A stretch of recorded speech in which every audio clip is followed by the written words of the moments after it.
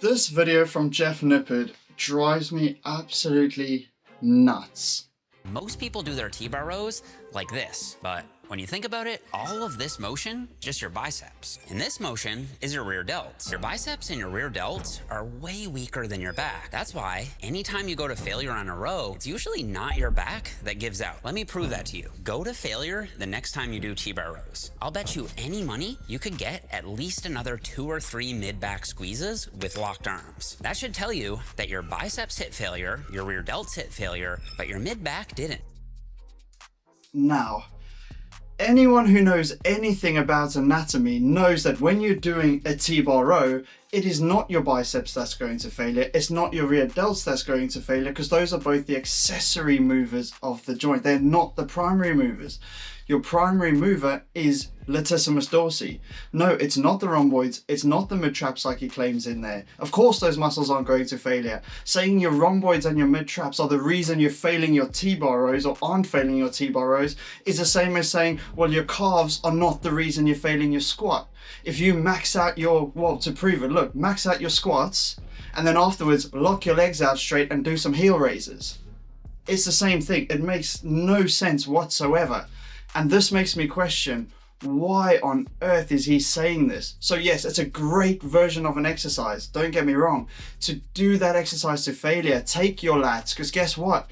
The muscles that he's talking about do not even move the shoulder joint. And the shoulder joint is the movement that's being used in a row. And it's very easy to take your biceps out. As long as your forearm is at exactly 180 degrees, so in line with the direction of the pull, your biceps aren't working. They're working isometrically.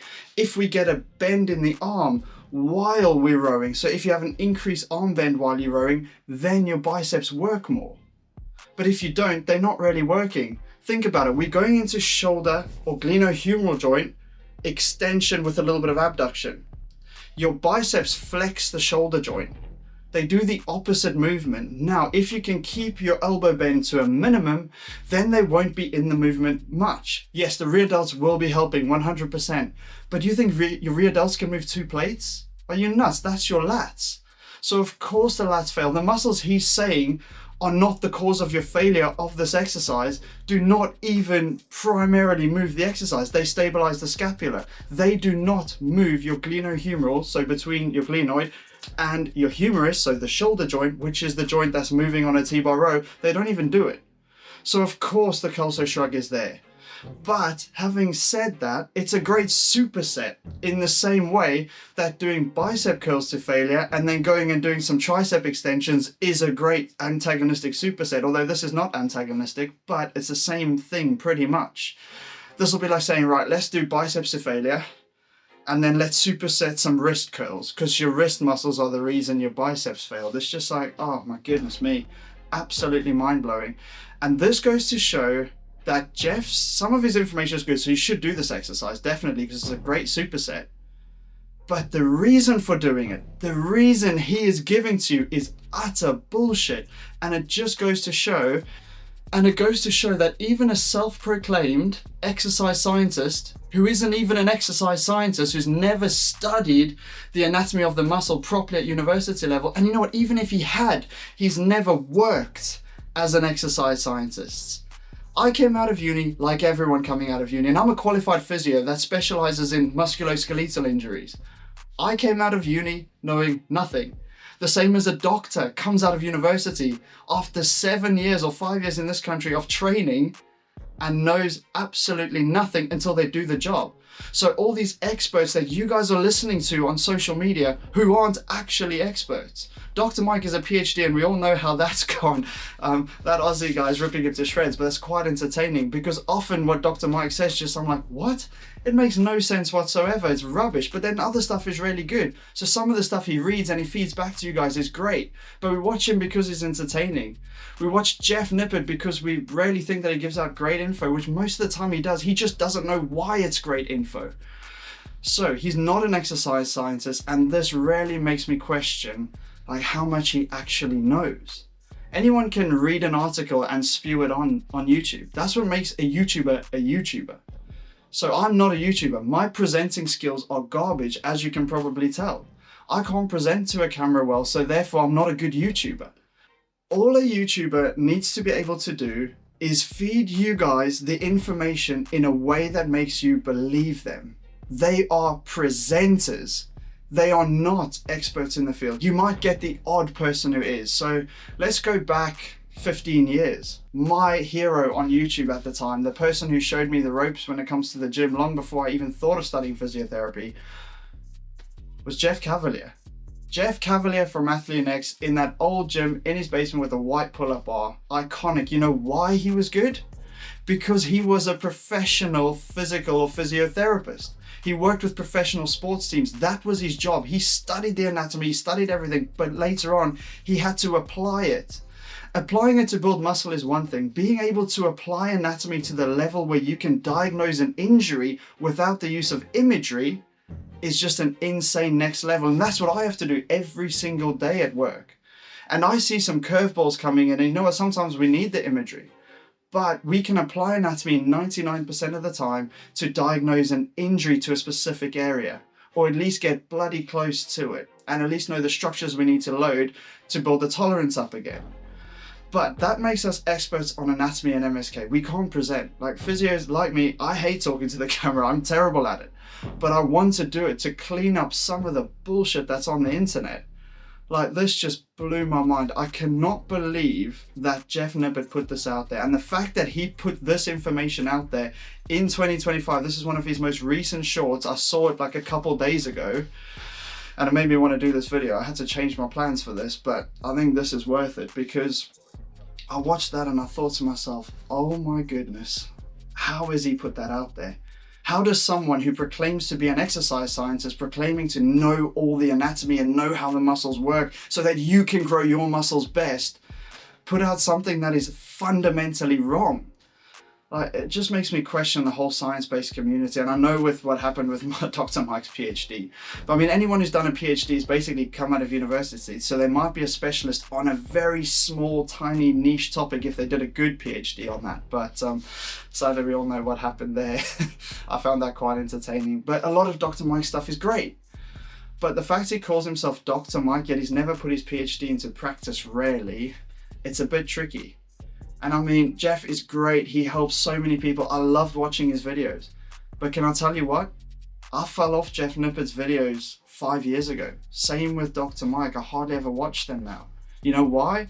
Because I genuinely believe I know more about the human body than they do. So I've got nothing to learn from them.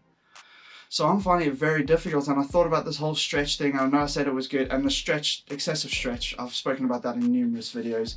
It's just anyone who proclaims to do an excessive stretch to make an exercise more beneficial for hypertrophy does not understand human anatomy or physiology. It's just utter bullshit. Actin and myosin, I've explained this loads of times, but bear with me while I talk about it again. You've got two filaments within a muscle fiber that cause it to contract. You've got actin and you've got myosin. Now, this is your mid-range. You can see huge surface area between the two filaments, and they slide over one another. So when we stretch out, minimal surface area between, not much strength and power. Then there's almost little hooks on them that hook onto each other and pull. When we're in mid-range, we're the strongest. So when we're at 90 degrees with the bicep curl, we're the strongest. When you're in the excessive stretch, you're weaker. And guess what? When you're in the fully contracted position, again, we're weaker. There's less surface area. So anyone proclaiming, oh, you have to do this and leave out normal range of movement is just mind-blowing. And then the study showed that a stretched portion of a normal, take this, a normal range of movement might be beneficial, and it was shown to not be beneficial. It was shown to be the same. Not one of these studies, not even Jeff's study, looked at excessive stretch on the muscles. And that goes on to another thing with the rear delts and the lateral delts doing the stretch. Stop it. You're working the wrong muscle. You've got more of a stretch on your rotator cuff than you do on your deltoid. Just do the exercise normally that's worked for decades, almost maybe even 100 years at this point, with a dumbbell or a cable in the normal position. Stop wasting your time with this proclaimed science bullshit from people who have no idea what they're talking about. And yes, they are great YouTubers, but remember guys, they are YouTubers. They're not experts. 99% of the people you find on YouTube have never put their profession into practice, and some of them never even got the profession. They just had a passion for lifting, like Jeff Nippert. He just had a passion for lifting. And obviously he drops out of dentistry. pardon me, dentistry school, but because he was making so much money on YouTube, why not become a YouTuber, make a great YouTuber? And he's done that. He's done it perfectly. But it does not make him an expert on the human body and exercise. It just doesn't correlate. There are a couple of people that are really, really good. Nia Vito's guy, no, I'm joking, definitely not. He knows absolutely nothing, and none of the stuff he preaches is true, all based on research. So ignore that slight comment.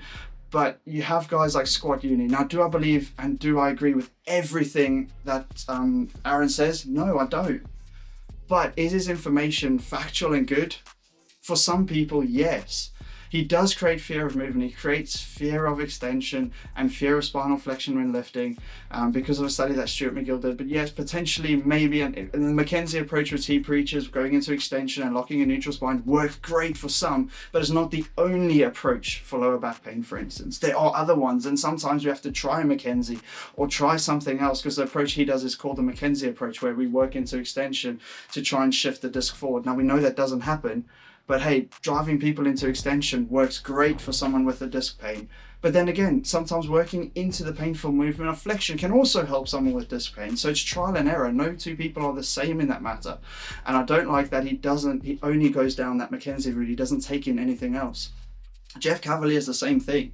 He's got outstanding info, and he has been there. He's done that. He used to practice physiotherapy or physical therapy if you're in the States. And you know what? When he practiced, the information he puts out today is still the right information for all those years ago when he practiced, but he does create fear of loaded internal rotation of the shoulder. And guys, guess what? The study that showed that we don't need to fear that came out in 2022. Jeff's way out of the practicing, Jeff Cavalier is way out of practicing physical therapist or physiotherapist at that point. Again, he's a YouTuber. But will his information hurt anyone? No. Will it create fear of movement? Slightly, and that's the only criticism I have for Jeff Cavalier. Everything else he basically says is spot on, other than the fear of loaded internal rotation of the shoulder. And that's just not keeping up with the latest research in a field he's no longer involved in. So can you blame the guy? No, you can't. He calls himself an athlete trainer most of the time now. He doesn't call himself a physical therapist on his information thing anymore. But guys like Dr. Mike call himself Dr. Mike. Now, in my opinion, anyone with a PhD should not be driving the big DR in front of their name. If I studied physiotherapy in India for that matter, I would be a doctor of physiotherapy, or in the States, doctor of physical therapy. But in the United Kingdom, you don't get the DR in front of your name, and rightfully so. I'm not a medical doctor. I've not put those years in. But I'll tell you what, even if I'd put in all the 5 years at university and come out with a medical degree, come out as a doctor, I would still know nothing unless I put that into practice and actually became a doctor, spent time in a hospital, worked with patients, worked with different conditions, diagnosis, bloods, all of that. GPs have to know a lot more than most people, but masters of some, experts of none, I would say, or whatever that saying is. I've just made a cock up of that. I've blanked with the saying. Oh well, someone told me in the comments. I feel like an absolute clown now, but anyway, you know what I mean, right? They know a little bit about a lot and not specialist in anything. But a GP out of uni or a doctor out of uni, GPs don't go to uni, they have to go through different training, but anyway, a doctor out of university knows nothing. A physio out of university knows nothing, and in the UK knows definitely nothing, because the degree is marked on how well you can do a dissertation, how well you can write an essay, how well you can present a poster. It's not marked on physio, it's not marked on anatomy. All your anatomy is done in year 1, which counts nothing towards your final grade. So if you're looking at a physio who's practicing respiratory stuff and they on YouTube saying, oh, I'm a physiotherapist, listen to me for building muscle. No, they're a respiratory physio. They work with breathing problems and people who need different techniques. And I don't even know all of it because I've forgotten from uni because I haven't practiced it. All I've done, I went straight from university into private practice musculoskeletal physio because that's my passion. That's what I like. And musculoskeletal is exactly what it means. Problems with the connective tissue, soft tissue, muscles, bones, you name it, tendons, ligaments, The body, the anatomy, that's my passion. I don't have much of a passion for respiratory physio for that matter. Orthopedics I do a little bit because we get referrals after people have come from hospital and surgery, so I deal a little bit with orthopedics, or quite a lot with orthopedics actually, but not immediately after they've had the surgery. It's probably about 2 to 6 weeks after where they come and see me, where we can start some loading programs and protocols. But be that as it may, that doesn't actually matter. The fact is I'm working with anatomy. I have to know it because I have to help people with problems with their anatomy. So therefore, to see a video like what Jeff put out and the millions, I want to see how many views it's got. Go to his channel, of course I'm subscribed. And we'll go to shorts, and it's the first one, 6.9 million views.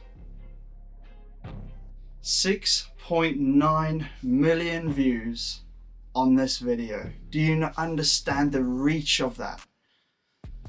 And it's all utter bullshit. Like, if he had said, you know what guys, when you fail your T-bar row and your lats have reached fatigue and they can't do anymore, superset and hit some rhomboids, hit some mid-traps. Mid-traps are a lot stronger than rhomboids, by the way. Rhomboids are paper thin, so they don't do a huge amount. There's probably the mid-traps more, but they do work, so I'll give him that. I've held rhomboids in my hand, they're literally paper thin. And do some shrugs as a superset, perfect. But the way he starts that video with utter bullshit, your biceps and your rear delts are the reason you're failing your T-bar rows, and to prove it, straighten your arms and do some shrugs. I'm sorry, they're moving two different freaking joints. One's moving your scapular joint, one's moving your glenohumeral joint. It's like, it's just so wrong. He started it in such a way where he proclaims to know everything and this is why you're failing, and the arrogance at it. But it's just wrong. It's not the case. Your lats will reach failure. And yes, I know your mid traps, your lower traps even, because you're out in front of the body. There's load in front of the body. The whole system's working. Anytime you move your shoulder, your lower traps, your upper traps, and a muscle in front called serratus anterior work to stop your shoulder blade flinging out. It's called the scapular force couple. Now, because the shoulder blade is only connected via, the skeletal connection is only via the collarbone, and that is the only bony connection between your whole arm. And in my case, I've sprung that joint, so I don't have that connection. The scapular muscles have to work hard anyway. Even if I hold my arm out here, gravity wants to pull it down and fling my shoulder blade out. But because of those muscles, they're not there. So yes, they're working all the time to stabilize the shoulder blade. So I'm not saying they're not working when you're doing your normal T-bar rows. They are working when you're doing your T-bar rows. But they're not working as the prime mover of shoulder movement. Because spoiler alert, when you move your shoulder, when you train your back, you move your shoulder. When you train your shoulders, obviously, you're moving the shoulder joint. Guess what? When you're training your chest, you're moving the shoulder joint.